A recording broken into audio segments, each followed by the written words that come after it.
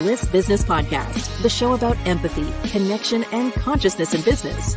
Today's episode is brought to you by Zero Company, your paid search, social media, and programmatic ad experts.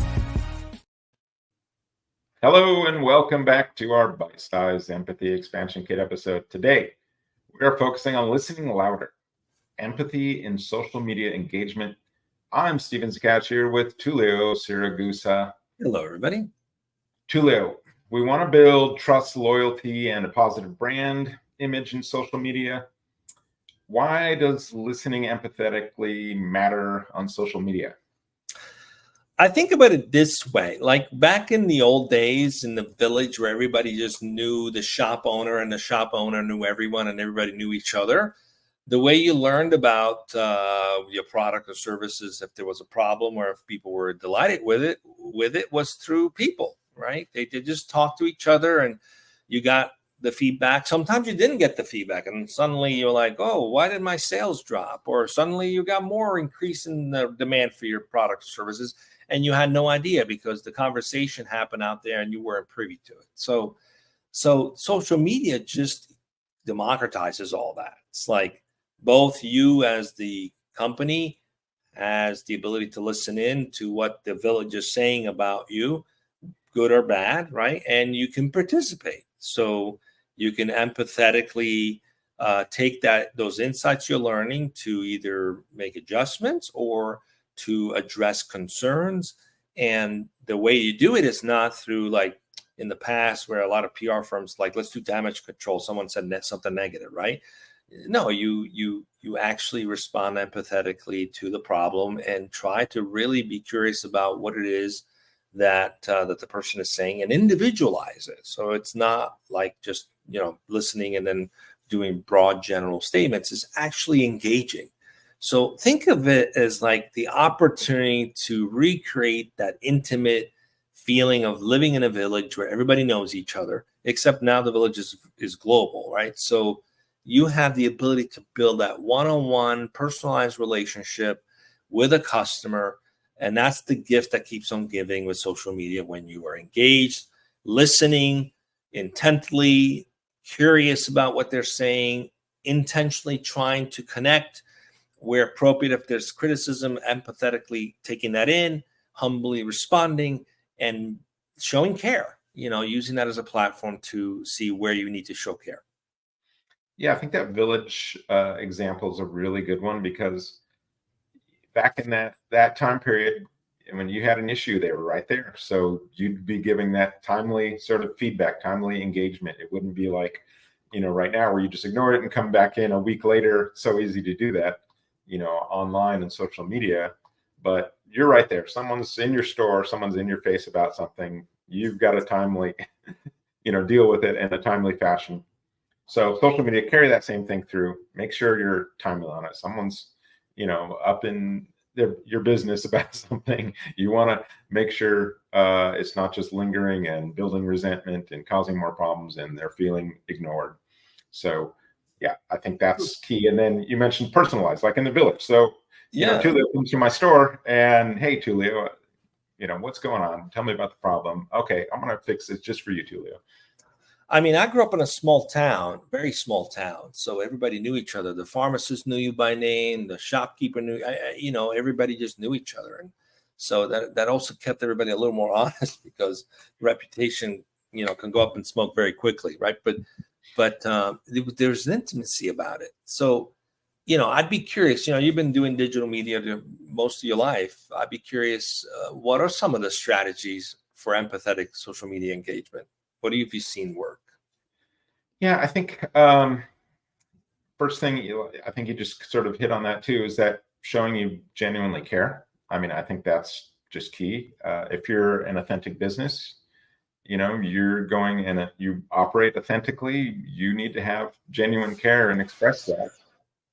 You can't just, go through the motions on something. You gotta be empathetic. You gotta feel that pain.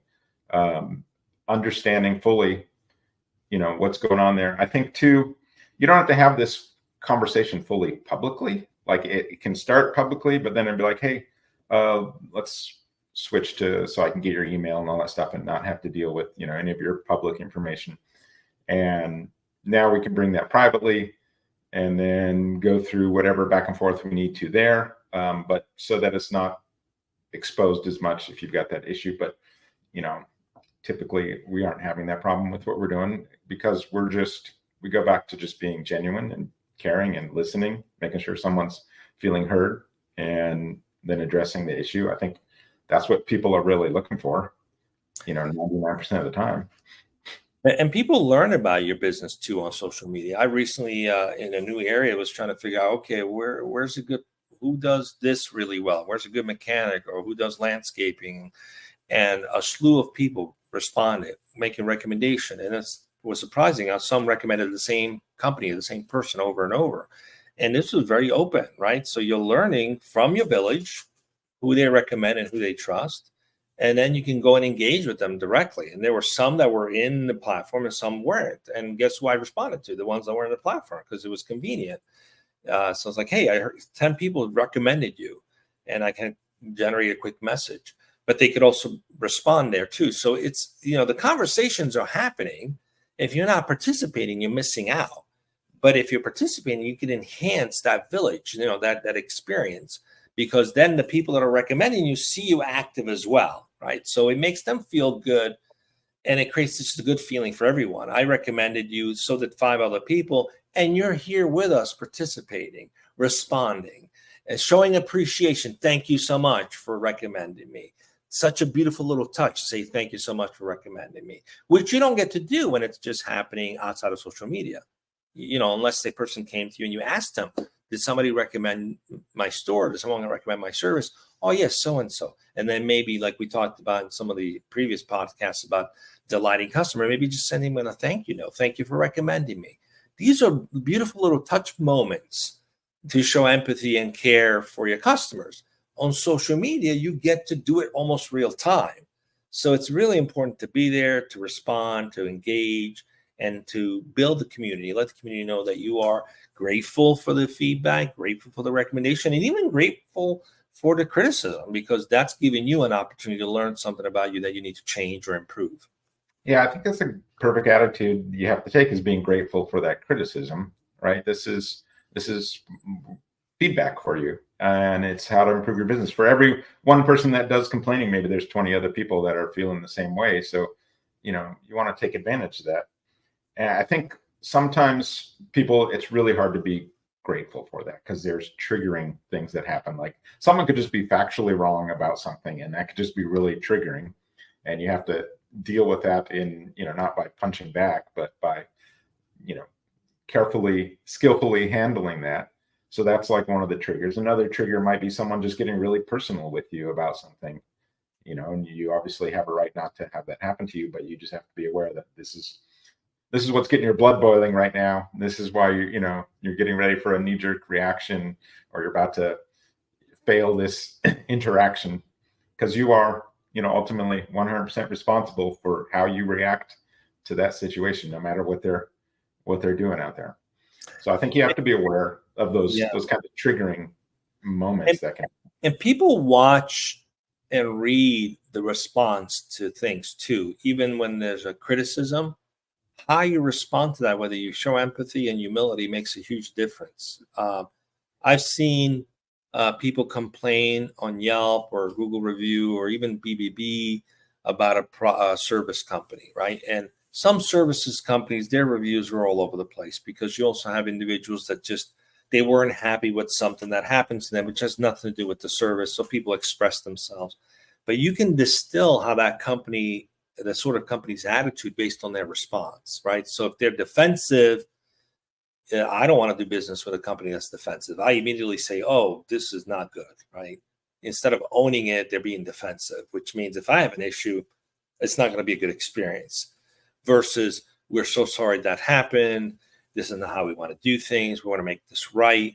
We're going to connect with you to see how we can make it right. And then they come back and ask them to even make a comment.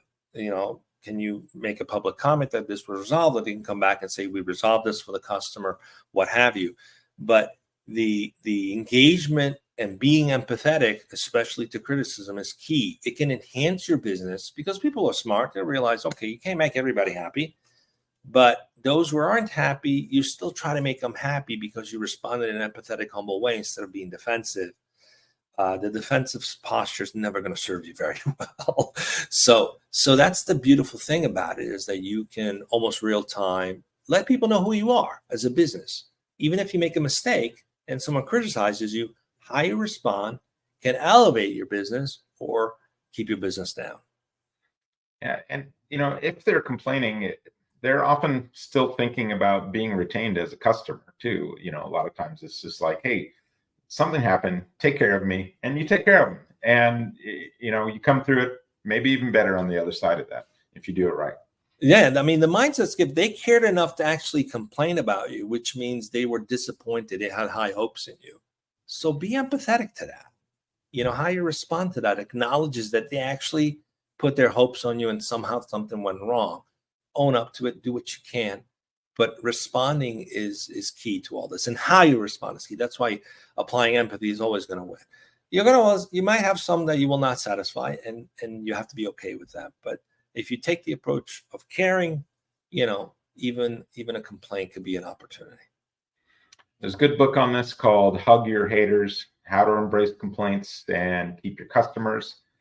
Check that out. This is, it talks about being an opportunity for your business to improve and to retain customers, and it gives you practical tips like moving someone from that on-stage hater to an off-stage conversation, skillfully.